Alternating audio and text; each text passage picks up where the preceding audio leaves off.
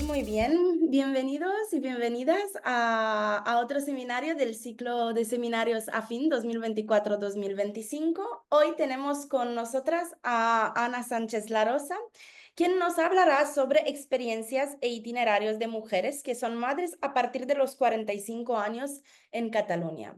Muchísimas gracias, Ana, por aceptar la invitación y estar hoy con nosotras. Antes Ujú. de darte la palabra, ¿no? Una breve bio de Ana. Ella es licenciada y realizó un máster en Antropología Social y Cultural por la UAB. También es matrona y doctoranda en el Departamento de Antropología de la UAB en el grupo de investigación AFIN. Hace más de 15 años que trabaja como matrona en el ASIR de Sabadell y es profesora titular en el grado de enfermería de la EUIT, que es la Escuela Universitaria de Enfermería de Terrassa. Muchísimas gracias y cuando tú quieres. Bueno, muchas gracias, Zenaida, por darme paso. Buenas tardes a todas las personas que me acompañan hoy. Ciertamente esta ponencia es una continuidad de la que presenté en mayo del año pasado, que daba un poco el inicio al proyecto doctoral que hago en el Departamento de Antropología de la UAB, como ha dicho Zenaida, en el grupo AFIN, donde me ubico. Y un poquito, pues paso a compartiros a compartir la presentación. Vale, pues un poquito, como ha dicho ella, es digamos, el título de momento de mi tesis es Experiencias e itinerarios de mujeres que son madre a partir de los 45 años en Cataluña. Un poco este contexto de la presentación, pues recordar que la maternidad sobre todo debe entenderse desde una perspectiva sociocultural, donde los procesos de embarazo, parto y posparto tienen que entenderse, pues, a banda de ser biológicos, son procesos que dan lugar también a experiencias, a prácticas que adquieren unos simbolismos culturales y situacionales que difieren sobre todo de unas mujeres a otras. En este sentido, uno de los grandes cambios que estamos viviendo en las últimas décadas, se puede decir a nivel global, pero sobre todo en países occidentales, es una disminución de la natalidad y sobre todo una tendencia a gestar a edades más avanzadas, siendo ya constatable que, por ejemplo, se ha duplicado el número de nacimientos de bebés que provienen de madres de más de 45 años, que este es el eje central de esta tesis. Entonces, un poquito, bueno, recordar cuáles eran los objetivos que guiaban esta investigación. Como objetivo principal, pues es analizar los factores socioculturales que intervienen en la decisión espera, que bajo esto, aquí, en la decisión de ser madres en mujeres de 45 años y más que residen en Cataluña. Como objetivos específicos, pues describir cómo se autoperciben estas mujeres y cómo son percibidas por los profesionales sanitarios en relación a esta decisión de ser madres, conocer sus trayectorias sanitarias hasta alcanzar la maternidad. Por otro lado, analizar las situaciones que son facilitadoras en los procesos de toma de decisión, así como posteriormente, y también los obstáculos que encuentran en estas trayectorias vitales que están vinculadas siempre al embarazo, al parto y al posparto. Y por último, describir las penalizaciones sociales que se encuentran en este tránsito entre la gestación y la maternidad. Y en este sentido, bueno, pues ¿qué ha pasado del año pasado a este? No hay una evolución, hay ciertas cosas que, bueno, que simplemente es mencionar. Sí que en un inicio bueno, estipulé que la edad de las participantes sería pues un pequeño grupo, ¿no? Sería minoritario de mujeres a partir de los 50 años que se embarazaban, pero luego pues ha habido un pequeño cambio, lo he adelantado a los 45 años, puesto que los 45 años, según asociaciones de gineco-obstetricia y Asociación Española, por ejemplo, de Menopausia, consideran los 45 años como el inicio del climaterio en la mujer. No de la menopausia, que la menopausia es el cese total de la regla, sino el climaterio engloba esta perimenopausia, que es cuando la mujer en teoría entra en declive reproductivo y por lo tanto es una edad un poco limítrofe. Por eso se decidió adelantarla a 45 años. También ha habido un cambio metodológico, y en este sentido ha habido una anulación de los grupos focales iniciales. Por lo tanto, la investigación se va a centrar en entrevistas en profundidad, semiestructuradas, porque, bueno, también ahora diré, ¿no?, que se han iniciado los contactos y las primeras entrevistas, entonces se observa cómo es un tema sensible de las maternidades, porque también se hablan de duelos gestacionales, se hablan de duelos genéticos, y a nivel de las entrevistas con los profesionales, pues también a veces a nivel de penalizaciones o de opiniones, pues a veces es digamos, material sensible que quizá en grupo focal no se hablaría y en cambio cuando se consigue esta relación entre el investigador y el entrevistado, pues pueden surgir muchas más informaciones que no abriéndolo al grupo focal. Y por último, pues uno de estos grandes cambios, como decía, es este primer inicio de contactos, donde han respondido sobre todo madres a partir de los 45 años hasta los 48 máximo se han encontrado. Ya he realizado unas primeras entrevistas a mujeres y a profesionales, obteniendo también ya pues un poquito unas primeras, un primer análisis y bueno, unos esbozos de resultados que se comentarán posteriormente.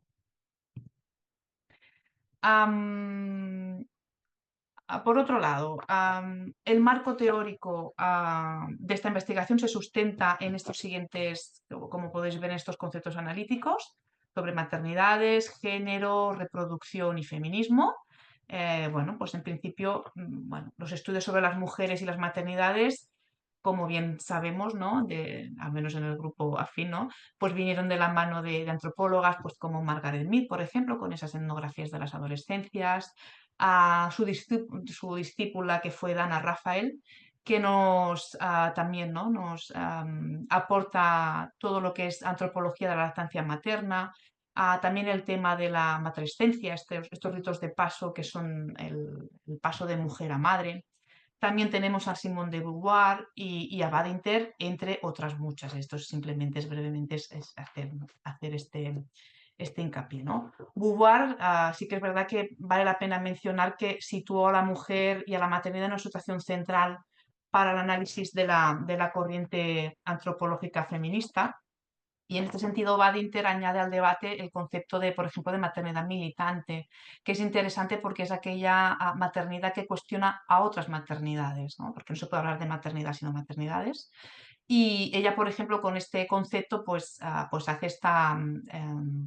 este cuestionamiento de aquellas maternidades que soportan el peso, sobre todo, de responsabilidades maternales que a veces pesan en la mujer y que ponen en jaque a la natalidad, y de aquí también pues, uno de los motivos de esta disminución de tener hijos, ¿no? Hay también, en este marco teórico, pues aparece la biomedicalización como una crítica es la biomedicina como un mecanismo de control social, sobre todo de control social de los cuerpos. Y aquí tenemos, por ejemplo, pues, autoras como Davis Floyd, Berkovich y Mann, por ejemplo, que nos hablan de toda esta temática. También tenemos el género, importantísimo, cómo estos roles de género asignan a la mujer por una cuestión de asociarla a la naturaleza el hecho de que tenga que ser madre, ¿no? Entonces, pues esta imposición de roles de género y este peso que debe llevar la mujer, que también debe decidir si quiere o no quiere ser madre, ¿no? Y bueno, en principio desafían estas madres, por ejemplo, estas madres de esta investigación que yo hago, pues desafían las estructuras biomédicas de los tiempos fértiles e infértiles, ¿no? De aquí también es interesante. Y por último, pero no menos importante, pues el concepto de gobernanza reproductiva de Ginsburg y Rapp, que bueno, pues al final es entender pues cómo la reproducción es un fenómeno político-cultural, donde la autonomía de la mujer pues, está mediada por estructuras sociales, y también pues un poco para ser a nivel práctico en esta investigación se observa cómo las mujeres en periodo climatérico deciden ser madres, desafían las estructuras biomédicas y ponen también un poco en jaque pues estos conceptos, ¿no? Sí que es cierto que paralelamente también se observan cómo interseccionan las desigualdades socioeconómicas, porque como veremos más adelante, a los perfiles de las madres entrevistadas, al menos hasta el momento, son mujeres blancas con un nivel socioeconómico medio alto, con estudios superiores. Entonces ya veremos esto qué pasa, ¿no? A nivel de antecedentes, pues se encuentran estudios y hay muchas investigaciones. La gran mayoría hablan de madres de primeras gestaciones o primigrávidas, o sea, que tienen un hijo, no tienen en cuenta otras madres que ya tienen otras maternidades, que yo esto sí que lo incluyo en la investigación. Hay escasas investigaciones que el perfil etario de las mujeres sea más allá de los 40 años. Y ya como he dicho, la justificación a nivel a nivel demográfico nos dice que se están multiplicando estos partos de estas mujeres más allá de los 45. Y sí que es cierto que hay investigaciones que tienen diversos enfoques. Por ejemplo, tenemos algunas donde nos hablan sobre todo del riesgo obstétrico, es más a nivel, pues quizá biomédico. Nos hablan de estos riesgos de abortos, de hipertensión, pues de bebés que tienen bajo peso al nacer, de mamás que van a tener más instrumentalización a nivel de cesáreas, más complicaciones posteriores. Y entonces, bueno, viene desde este enfoque, ¿no? Más la antropología del riesgo, ¿no? Sobre todo, ese miedo, ¿no? Luego tenemos otros estudios que hablan de las penalizaciones sociales de género. Y en ese sentido, sobre todo, hablan por ejemplo, algunas hablan de estos conceptos que se escuchan, ¿no? Todavía del reloj biológico, esos tiempos marcados que delimitan a nivel de edad cuándo toca o cuándo no toca ser madre a las mujeres. Hay también otros estudios que nos hablan de penalización de fertilidad económica y en ese sentido se refieren que hay mujeres que priman su carrera, por ejemplo, profesional o que tiene una repercusión económica, en detrimento de esa fertilidad. O sea, dejan de tener hijos porque apuestan más por este, por este camino profesional, ¿no? ¿Qué más hay? También, pues Fassin, por ejemplo, nos habla de estas madres climatéricas. Él está centrado más en un contexto quizá más francófono, pero nos habla también de que hay una penalización de estas madres en etapas climatéricas y como dice, por ejemplo, en uno de sus artículos, nos dice que hay tiempo para ser madres y tiempos para ser abuelas. Entonces, bueno, aquí pues esto también es interesante porque, bueno, a veces decimos, ¿no? Que estas madres que son madres maternidades tardías, hay conceptos que les dicen que son madres añosas o incluso madres geriátricas. Entonces, bueno, ¿hasta qué punto tener 45 años se considera una edad geriátrica, ¿no? ¿Qué más tenemos? Pues he encontrado también antecedentes de estudios descriptivos, que sí que hay, de las causas, por ejemplo, del retraso de la maternidad. Y en este sentido, por ejemplo, pues Diana Marre nos explica muy bien con el tema de la adopción. Y hay otros autores también que nos dicen por qué se está retrasando la maternidad, que como ya dije en el seminario anterior, pues vienen pues, normalmente pues, por causas de los avances en los métodos anticonceptivos, porque las mujeres priman más la carrera profesional que no la maternal. Se están alargando pues estos procesos de estudios, ¿no? De carrera y muchas veces también porque las mujeres tienen como unas marcas que tienen, a la que tienen que llegar, como por ejemplo pues disfrutar del tiempo de ocio, del deporte, de los viajes, hasta llegar a agotar, bueno, quizá no es agotar la palabra, pero sí tiene unas marcas que tienen que cumplir hasta que luego se plantean el hecho de maternar. Sí que es cierto que algunos estudios nos hablan de gestantes con edades avanzadas que obtienen beneficios de clase, en el sentido de que, a comparación de mujeres más jóvenes, gozan de una estabilidad socioeconómica interesante y o muestran una mayor responsabilidad en términos de autocuidado. Es decir, yo soy consciente de que tengo una edad y por eso mismo lo que hago es cuidarme más a nivel, bueno, ya se verá también más adelante, pero un poco a nivel de deporte o de nutrición, o bueno, son más conscientes, ¿no? Paradójicamente, también es cierto que estas mujeres que dicen cuidarse más y que así lo exponen en los medios sanitarios, luego posteriormente hay un mayor intervencionismo, pero sobre todo en la etapa final del embarazo. O sea, ellas transitan este embarazo tranquilas, pensando que todo está bien, pero al final aparece este enfoque del edadismo y finalmente pues acaban con partos normalmente más instrumentados por esta concepción del riesgo obstétrico, ¿de acuerdo? Y sí que es cierto que hay un vacío epistemológico en mujeres más allá de los 45 que contengan sobre todo un enfoque centrado no a nivel biomédico y del riesgo, sino centrado en las experiencias, en las narrativas, en qué nos explican las mujeres que están viviendo. Y entonces bueno, pues aquí es donde, pues esto, donde viene mi investigación. Como he comentado anteriormente, a través de estas primeras entrevistas se puede perfilar un poquito qué mujeres han contestado, ¿no? a la llamada de esta investigación. De momento, pues lo que os muestro en pantalla son 13 mujeres bueno, pues que han cedido ya su testimonio. Todas son de Cataluña, hay una muestra no representativa obviamente de las diferentes provincias, aunque es verdad que Barcelona es de donde hay más gente que bueno, pues que ha accedido a la entrevista. Veis que las edades van de 45 máximo 48 años y aquí ciertamente sí que es interesante ver el tipo de gestación o cómo se llega a la gestación, ¿no? Quizá hay una cosmovisión o un pensamiento general de que una mujer de 45 años no va a conseguir un embarazo espontáneo, sino que va a recurrir a técnicas de reproducción médicamente asistidas y ya estamos viendo que en una muestra de 13 personas, de 13 mujeres, hay 4 de ellas que tienen una gestación espontánea. Incluso llama la atención una de las mujeres que el primer hijo fue a través de fecundación in vitro y el segundo hijo, podemos decir, pues quizá ya no esperado, ¿no?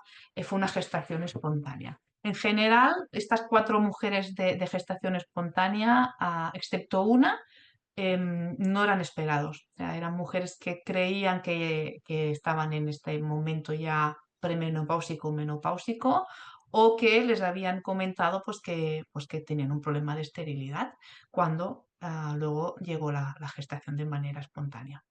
De estas 13 entrevistas, pues como hemos dicho, ¿no? 9 mujeres son madres mediante técnicas de reproducción asistida. 3 de ellas son con óvulos propios que habían congelado previamente, previa una información que ellas habían recabado o que les habían recomendado, y las otras 6 son ovodonaciones. De estas nueve mujeres, 4 son madres en solitario, deciden hacer este proyecto en solitario, y el resto tienen pareja, son parejas hombre. No se ha encontrado, por lo tanto, hasta el momento ninguna mujer o ninguna pareja lesbiana ni ningún hombre trans. Que esperemos a ver si en la siguiente llamada pues hay alguna mujer con este perfil. Y también veis cómo a nivel de estudios, pues la gran mayoría pues tienen estudios universitarios y las que no tienen universitarios pues tienen hay un grado, bueno, ciclos formativos de grado medio y la gran mayoría grado medio y un grado superior posteriormente. Bueno, en principio aquí, como he comentado, ya se han realizado estas entrevistas, ya están transcritas, están a medio camino del análisis y, bueno, pues un poco presentar a banda de aquellos, bueno, pues aquellos intereses que vienen consecutivos con los objetivos, ¿no? Estos factores que intervienen en la decisión de gestar, la autopercepción de las mujeres o de los profesionales, las trayectorias sanitarias o estos factores facilitadores o de barrera y penalizaciones que se están encontrando. ¿Qué más emerge, ¿no? de estas primeras, de este primer análisis, de estas primeras entrevistas? Pues aparece cosas para mí interesantes que os quería compartir, ¿no? De manera inductiva. Sale o aparece el tema del riesgo reproductivo, que se contemplaba el término riesgo, pero se ve aquí como una ambivalencia entre lo que dice la medicina, este riesgo que hemos comentado antes a nivel médico, a nivel de aumento de abortos o de complicaciones tanto maternas como fetales, versus, diríamos, la autopercepción de las mujeres, ¿no? Y en este sentido, obviamente a partir de los 35 años, que se consideran maternidades tardías, es verdad que hay un declive de la fertilidad. A partir de los 40, cada vez más, ¿no? Se alarga un poquito esta clasificación de gestaciones de riesgo, pero lo cierto es que las mujeres entrevistadas o bien reconocen que no son conscientes de este riesgo, no sabían o en ningún momento nadie les informó de este riesgo, o si bien han sido informadas o ellas mismas han buscado información, son mujeres que compensan bueno, pues esta situación riesgosa. ¿Cómo lo hacen? Pues asumiendo un mejor manejo de su autocuidado. Y en este sentido, la gran mayoría de entrevistadas practican deporte asiduamente, hacen quizá otras actividades relacionadas con el cuidado del cuerpo o la mente, como el yoga, por ejemplo, la meditación. Hacen uso muchas veces de nutricionistas para saber qué es lo mejor que pueden, de qué manera se pueden alimentar y tener un cuerpo más sano y por lo tanto una gestación quizá más controlada, incluso el uso de medicinas alternativas, como por ejemplo la acupuntura, pues para regular un poquito todo su sistema, todo su sistema. Entonces aquí vemos como intentan estas mujeres, ¿no? Compensar esos riesgos, ¿no? Como hacen, quizás son, no sé si son resistencias, pero se puede decir quizá. ¿Qué más encontramos? Pues que a las mujeres el hecho de cuando se le pregunta por qué decides ser madre, pues bueno, la gran mayoría también dice que es una cosa que siempre han deseado. Y nos dicen que hablan de un despertar temprano, de este deseo de ser madres, y muchas también hacen uso de este concepto de instinto maternal. Claro, este instinto maternal, como construcción sociocultural, pues se puede relacionar también con esta socialización primaria, ya que estas mujeres normalmente explican que provienen de familias tradicionales, con padres pues, heterosexuales, un padre y una madre, con más hermanos habitualmente, aunque haya alguna excepción, y entonces ellas van diciendo que a través de la visión de esa madre cuidadora, ¿no? Que ejerce ese rol según los estereotipos de género, ese rol de madre cuidadora que ve en su madre, pues ella hace lo mismo, ¿no? Y pues bueno, pues este típico imitar los juegos infantiles de cuidado de las muñecas y tal, que posteriormente pues va gestándose y va transformándose a veces en un proyecto en solitario o esperando a que venga pues, o a tener pareja que sea la persona adecuada para iniciar este proyecto reproductivo. Otro punto también, otra categoría que emerge es la planificación familiar. He puesto como una mentira o un autoengaño, y en ese sentido aquí sí que podría delimitarlo a las mujeres que recurren a las técnicas de reproducción médicamente asistida, o sea, que no consiguen un embarazo espontáneo y en este tránsito de buscar y conseguir la gestación, pues ellas van reflexionando sobre su vida reproductiva y sobre este control que hablábamos anteriormente, este control reproductivo a través de los métodos anticonceptivos. Entonces van explicando cómo ellas han utilizado un método anticonceptivo toda su vida desde la adolescencia, incluso con este miedo que siempre se tiene, ¿no? a gestaciones, por ejemplo, no deseadas o embarazos no deseados, para finalmente hacer una crítica al sistema porque en ningún momento nadie les había dicho que a lo mejor en un momento dado pues no podrían ser madres, o sea, o que tienen un problema de fertilidad, ¿no? Entonces, lo que ellas reivindican, o sea, a través de esta crítica al sistema, reivindican que, bueno, pues que nadie les informa cuando van a las visitas ginecostétricas de que esto puede pasar, de que al final están haciendo un tratamiento hormonal, quimio hormonal, ¿no? O que se están cuidando para no tener bebés cuando al final tienen que acabar en una clínica de fertilidad, ¿no? Entonces reivindican más información a nivel de los profesionales, la posibilidad de que quizá no se pueda ser madre, así como también de que pueden optar a esta congelación de óvulos, esta preservación de óvulos, para en un futuro quizá utilizarlo, ¿no? Y por último, pues emerge también un tema interesante que en principio no abordaba con demasiado ahínco, podría decir, que es el de la lactancia materna. Diría que todas las mujeres entrevistadas, excepto una, perdón, hace lactancia materna, decide hacer lactancia materna para su bebé, y que esta lactancia materna, tal como me la van explicando, que incluso pues os diría que quizá la mitad de las mamás con las que realicé la entrevista en ese momento estaban amamantando, o sea que es una práctica que incluyen, ¿no? Y que obviamente a veces dicen que encuentran penalizaciones externas, no es el caso de las entrevistas, pero hacen esta lactancia materna a través de esas narrativas. Yo eh, ¿no? Deduzco que es un mecanismo o una práctica para generar parentesco.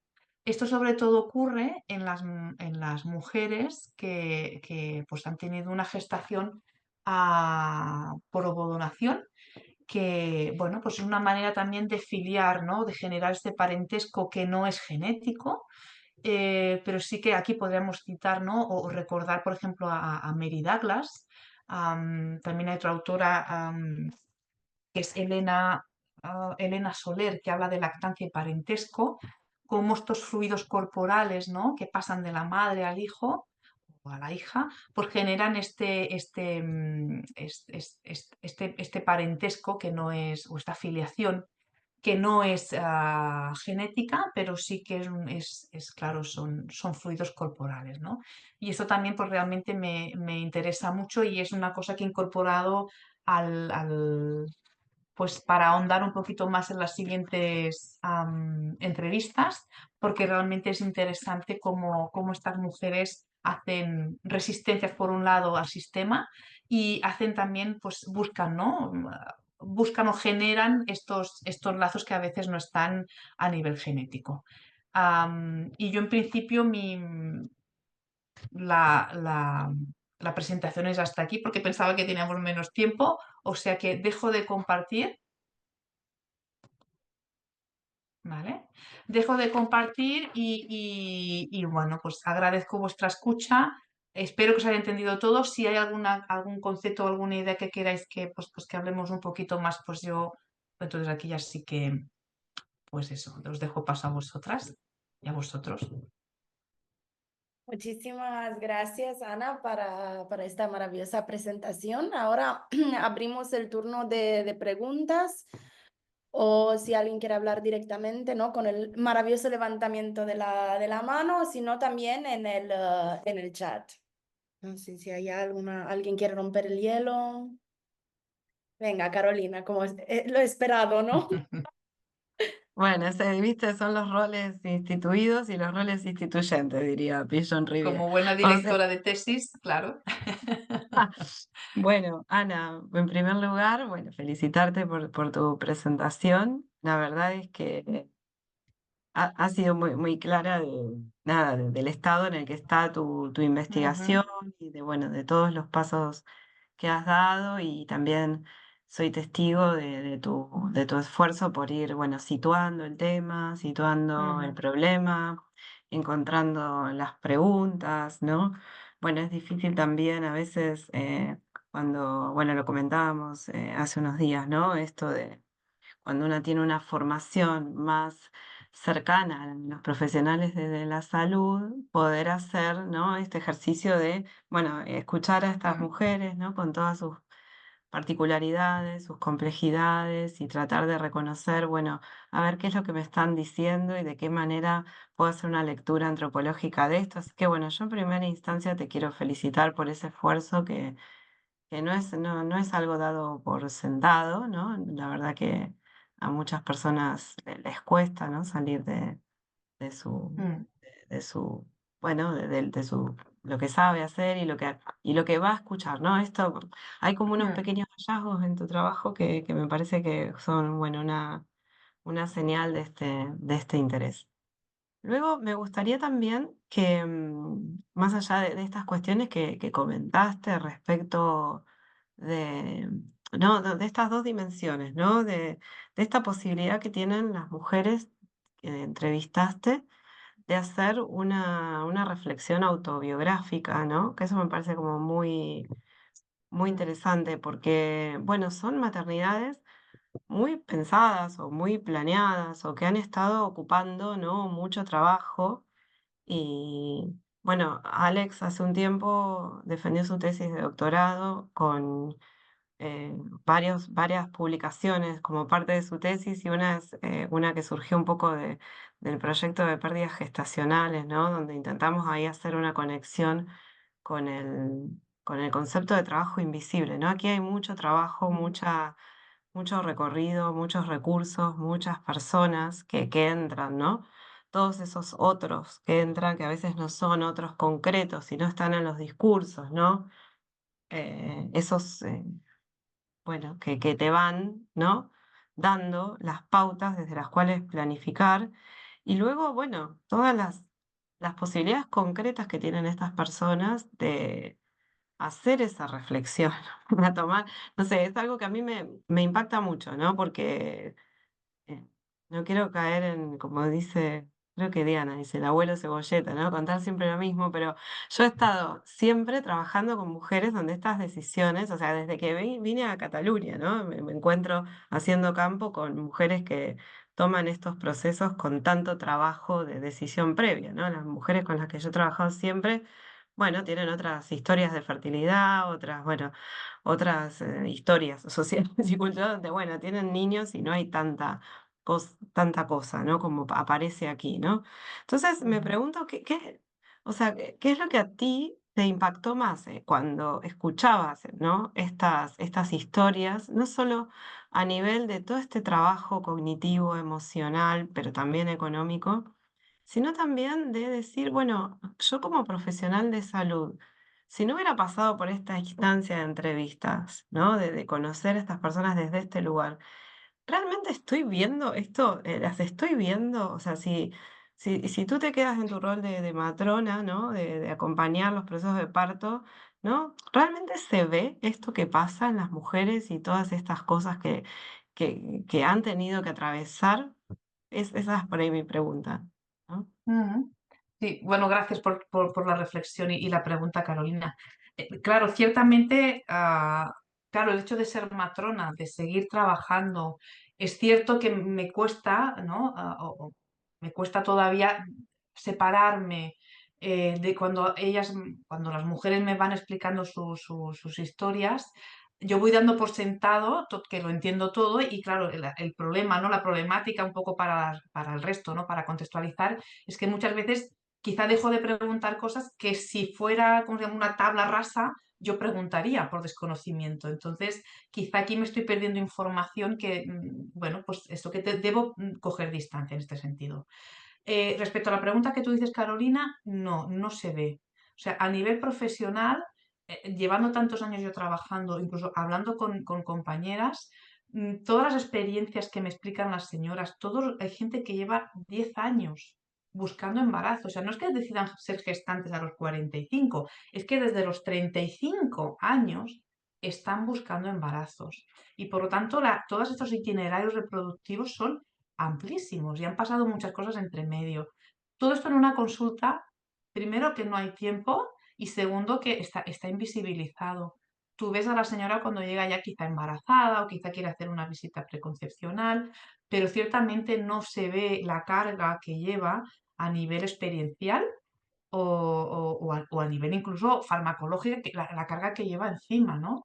Y es una lástima porque, claro, yo alguna vez ya te he comentado, ¿no? Que el hecho de participar en ciertos estudios y por ejemplo, con la temática del dolor me hace cuestionarme mi trabajo profesional y me hace querer mejorar porque pensando, ¿no? Cayendo en el inocentrismo, pensando yo que lo hacemos muy bien, ¿no? Y tal, dejas de hacer cosas y dejas de preguntar cosas que para nosotros son obvias y cuando escuchas los discursos de las mujeres dices, uy, no, no, no, no, esto hay que hacer un replanteamiento, ¿no? Y con el tema de la maternidad pasa lo mismo.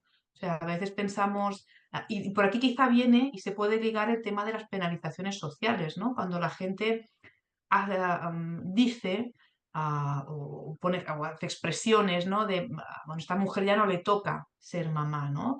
O como decía Fasín, ¿no? Hay una época para ser madre y una época para ser abuelas. Pues hasta qué punto los 45 o los 48 o los 50 no se puede ser madre, ¿no? Porque quizá yo llevo toda mi vida buscando, deseando todo esto y lo tengo planificado. Y según los estudios, estas mujeres normalmente están mucho más concienciadas de todo el peso que van a tener que sobrellevar porque han tenido mucho tiempo para pensarlo. Y eso no se ve. Y simplemente lo que hacemos es penalizar en base a esa construcción que tenemos social de estos tiempos limitados que ahora toca y ahora no toca. O, por ejemplo, sobre todo hacen mucho hincapié o dicen, ¿no? También algunas investigaciones que son mamás que van a estar más cansadas, ¿no? Por un tema etario. Cuando le pregunto a las mujeres, justamente me dicen lo contrario. No, no, si yo tengo muchísima energía para criar, porque todo lo otro yo ya lo he hecho. Yo no necesito salir quizá por la noche, yo no necesito hacer esto, no necesito lo otro, y lo que estoy es centrada en la crianza. Porque el resto, esas marcas que yo os hablaba, que tienen estas marcas las mujeres para ir haciendo, ya las tienen asumidas y por lo tanto todo su tiempo, toda su energía, todo su proyecto es maternal. Por lo tanto, lo llevan, ellas dicen que incluso mejor que las que son jóvenes, que tienen todavía otros proyectos paralelos, que ellas ya los tienen asumidos. Entonces, esto es muy interesante en el sentido de deconstruir estas penalizaciones en base a la edad, porque no tienen ningún tipo de soporte, de estructura que las aguante. Entonces, de aquí, sobre todo yo agradezco muchísimo a las mujeres que me explican esto y espero poder analizar esto muy bien y que se pueda explotar y que se pueda proyectar incluso ya no a nivel social de las personas de a pie, ¿no? O de la familia, sino a nivel de profesionales sanitarios, ¿no? Que desconocemos mucho cuáles son las historias y qué bagaje llevan estas mujeres o sea, qué bagaje de vida llevan y que han tenido que pasar para llegar a ser madres. Y otra cosa también que me parece también interesante cuando dicen lo de que son mayores, realmente hoy en día las mujeres que tienen hijos más jóvenes, por temas de conciliación familiar, las políticas que tenemos no son muy favorecedoras, al menos en este país, y por lo tanto muchas veces quien ejercen, no de madres ni padres, pero quien ejerce de cuidadores secundarios son los abuelos.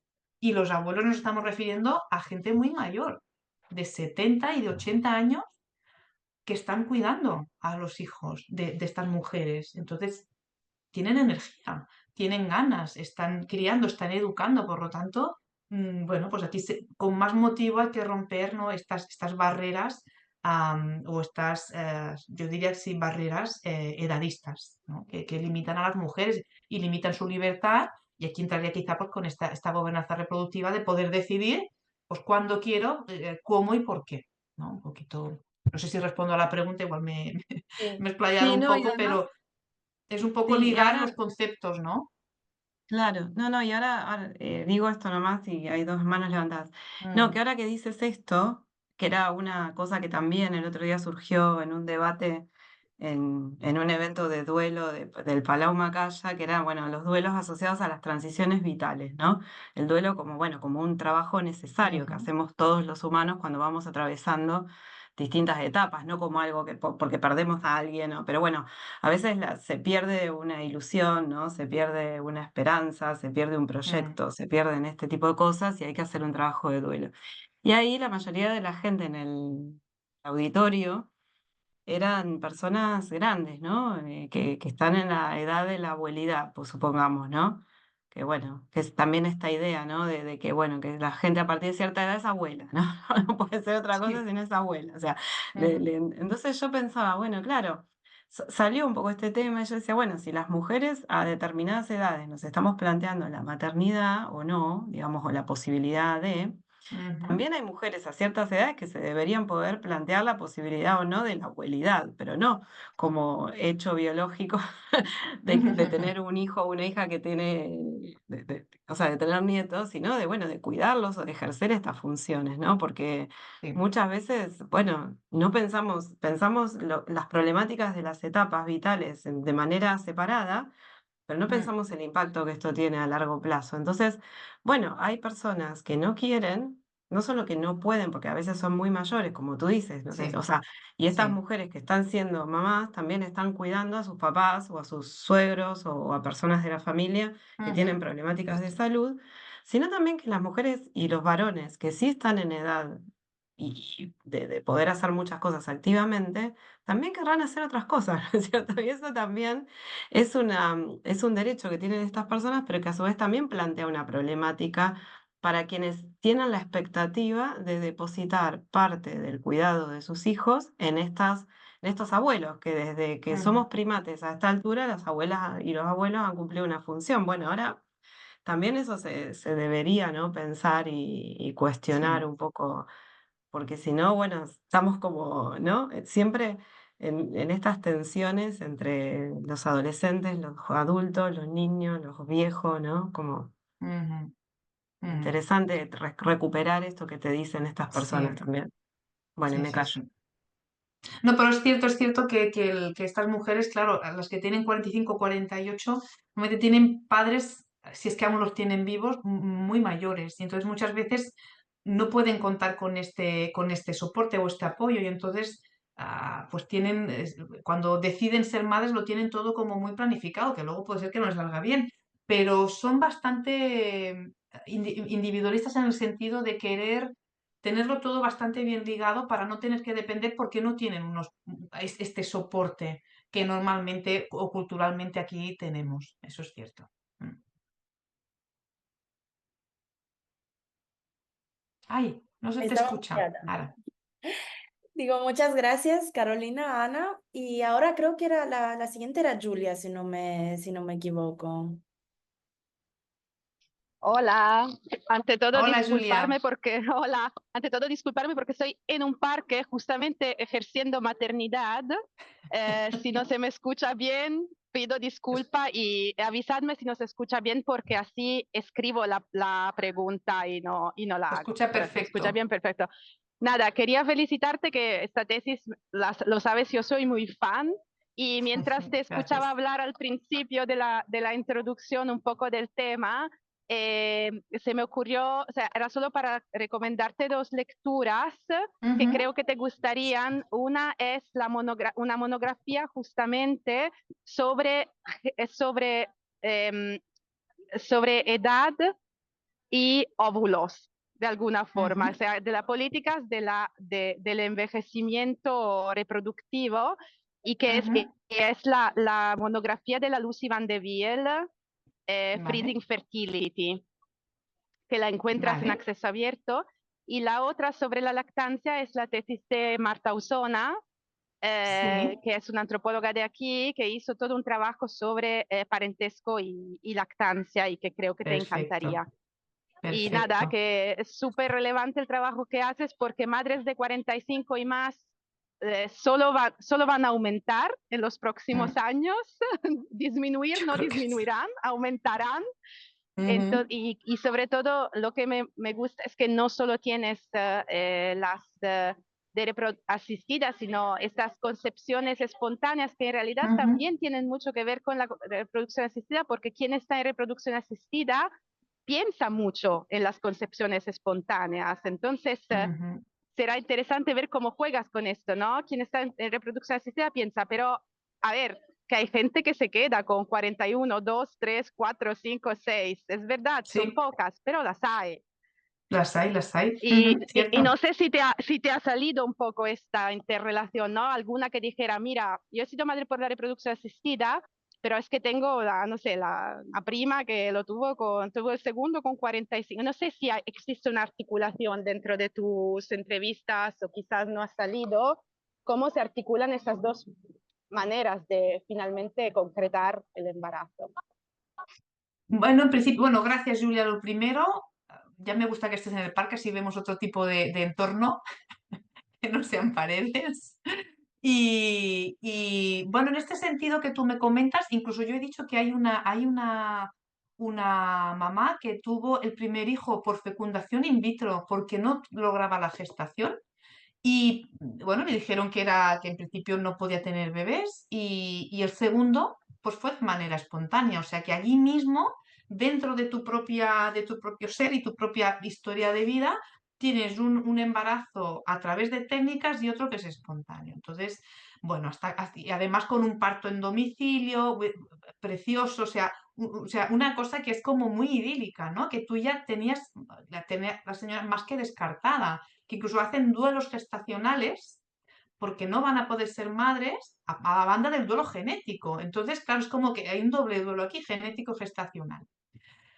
Sí que es cierto que la gran mayoría de madres que acaban haciendo técnicas de reproducción médicamente asistida, ellas siempre desean ese probar de manera natural, quieren, bueno, es que yo conozco, esto que tú comentabas, yo conozco gente que lo ha conseguido, entonces, bueno, dejan unos tiempos normalmente las clínicas de reproducción, a veces 6 meses, te dicen, oye, pues bueno, pues si usted quiere, son 6 meses, usted puede probar, pues con test de ovulación, ellas siempre intentan. El siguiente paso que intentan es que si puede ser, si tiene que ser una in vitro, una técnica, pues que pueda ser con sus propios óvulos.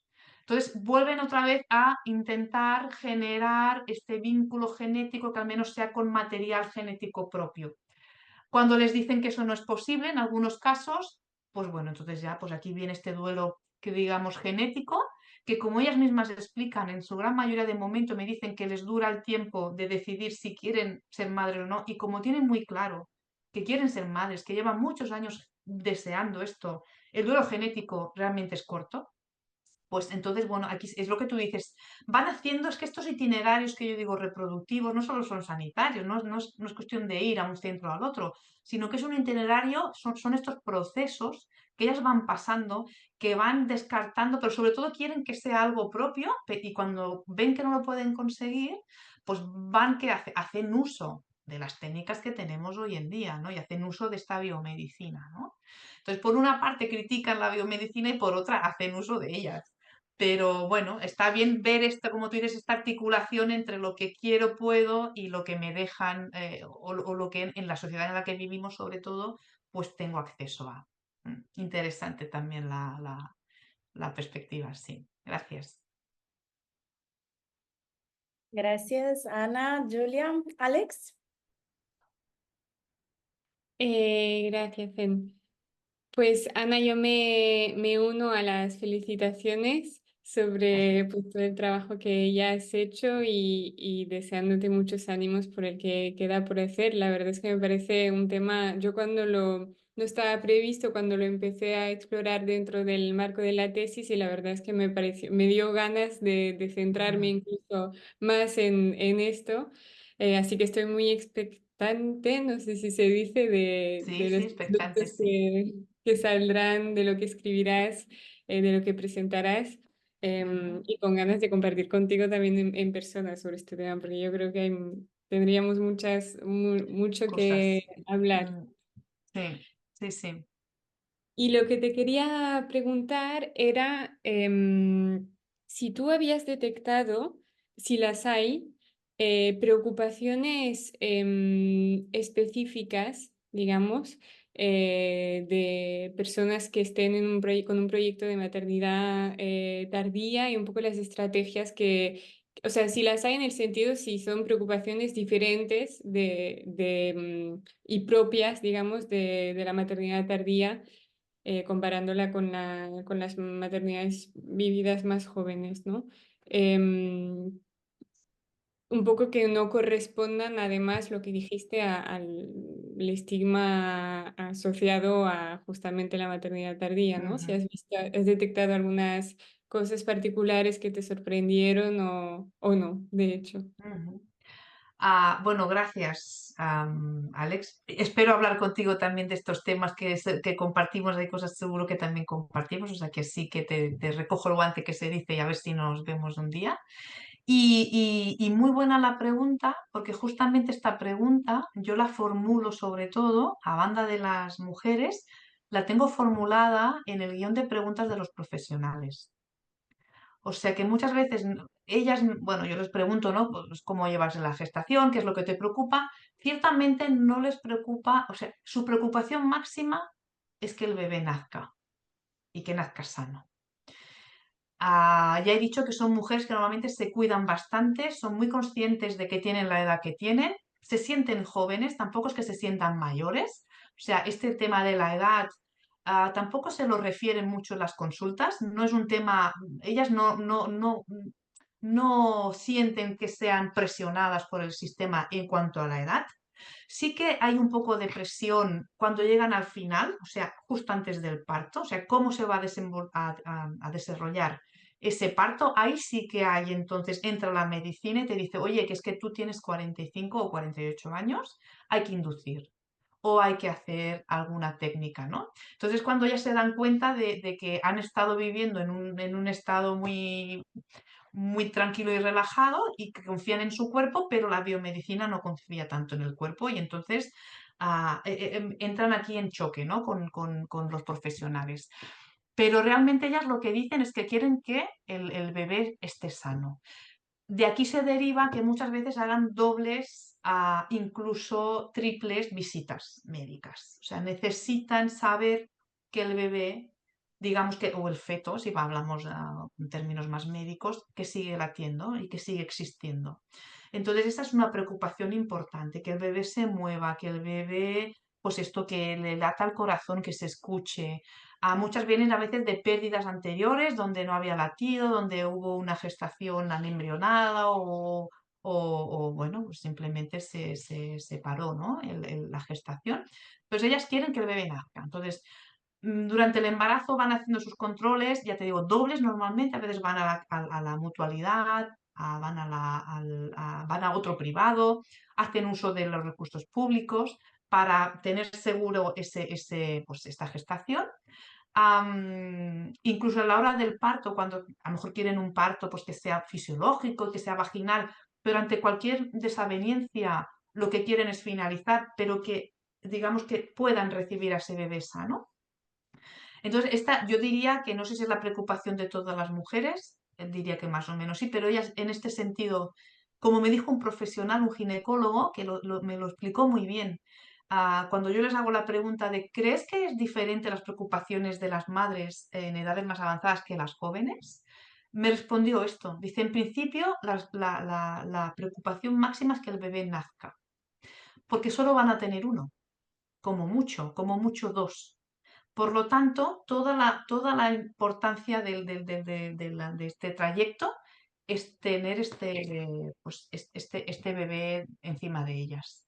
Entonces, la máxima preocupación es que nazca, simplemente por eso. O sea, son bebés muy deseados, muy cuidados, y por eso quizás estas madres se cuidan más. Entonces, a veces, como decían los estudios, a lo mejor tienen más ventajas las mujeres en edades tardías o añosas, como se le quiera decir, porque se cuidan más, porque son más conscientes, ¿no? No lo sabemos. También cabe decir que a pesar de que las investigaciones o las acciones de ginecobstetricia dicen que hay muchos más riesgos de abortos y de preeclampsias y de retrasos del crecimiento intrauterino y de prematuridad, de las 13 entrevistadas, solo una hizo una placenta previa, que le puede pasar a cualquier mujer en cualquier edad, que es una posición anómala de la placenta, y esto viene de inicio, y solo una de ellas dos hicieron un aumento de una hipertensión. Hicieron una hipertensión, una preeclampsia leve, pero son de 13,2, me parece poca, de momento poca bueno, no sé, que no hay mucha evidencia de que sea tan complicado, ¿no? De que haya tantas complicaciones. Pero bueno, esto lo iré viendo con otras entrevistas.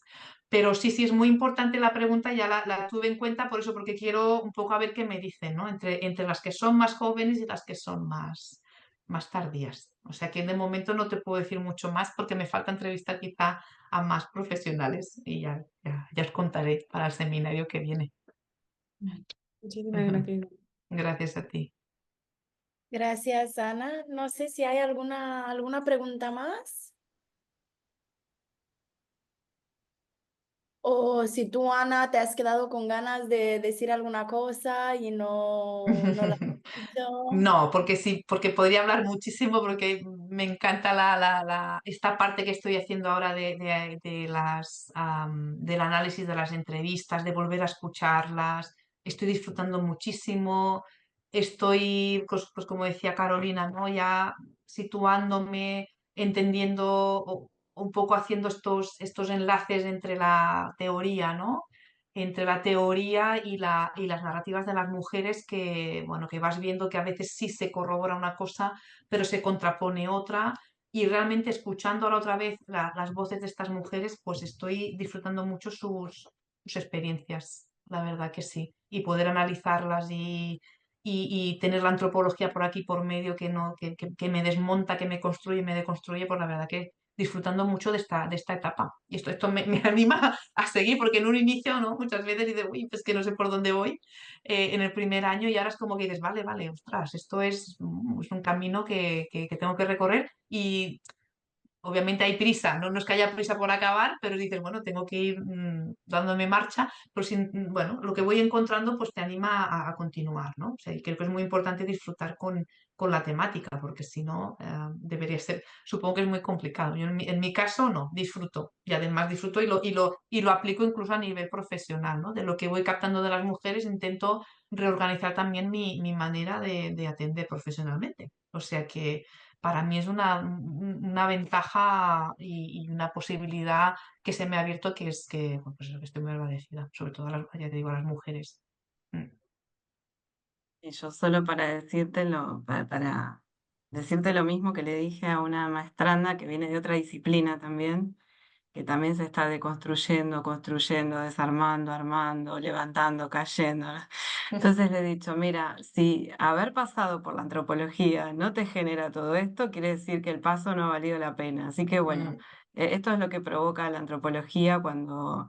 Cuando nos ponemos a realmente comprometernos, con todos los sentidos y con Mm. con nuestro cuerpo, nuestro cerebro y nuestro corazón en entender, ¿no? Las experiencias de otros seres humanos, en este caso estas mujeres que, bueno, que Mm. además, por lo que veo de lo que me has contado, están encontrando, afortunadamente, bueno, cada vez más espacios también para que se escuchen sus experiencias, ¿no? Sí. Que son no Mm. solamente acá, digamos, los antropólogas ya no jugamos tan en primera línea, ¿no? Hay redes sociales, digamos, hay Sí. grupos, digamos, Mm. eso también es un poco mirar en qué lugar está nuestra disciplina, ¿no? Antes se pensaba que si no estábamos los antropólogas o los antropólogos en un lugar, la gente su voz no llegaba, bueno, ya toda esta fantasía se nos cayó por muchos lados, pero ahora, bueno, el desarrollo de las tecnologías y estas ampliaciones de espacios para hacerse escuchar y para, bueno, plantear las cosas, también nos pone en otro lugar y en otro compromiso también, ¿no? Tenemos que hacer Mm. otras cosas nosotras también, ¿no? Con eso. Sí, sí, desde luego que quieren visibilizarse también y tenemos que remar con ellas, como decimos, porque ciertamente es verdad que hay en las redes sociales cada vez más hay más mujeres que reivindican esto, y se están haciendo más cosas, pues eso, un poco para visibilizar esta temática que además es que viene pegando fuerte, porque esto, como decía Julia, ¿no? Es que esto es la tendencia es que si se han duplicado los de 45, aunque el número es pequeño en comparación a los otros embarazos, pero el caso es que esta es la tendencia que se va y yo no creo que vayamos hacia atrás. Por lo tanto, vamos a ver qué construimos con esto, ¿no? Hay que ir todos a una. Totalmente, y me parece espectacular también el hecho de disfrutar, ¿no? Que, Mm. que es una cosa que muchas veces lo perdemos de vista en el proceso, luego volvemos a ello y esto pues está estupendo. Muy Sí. bien. No sé si alguien más quiere decir alguna otra cuestión, hacerle alguna otra pregunta aprovechando que está aquí Ana. Bueno, entonces podríamos darlo por concluido el seminario de hoy. Muchísimas gracias y nos vemos la semana que viene con Ana Cerezuela. Gracias a vosotras. Hasta pronto. Adiós. Adiós. Adiós, muchas gracias. Gracias.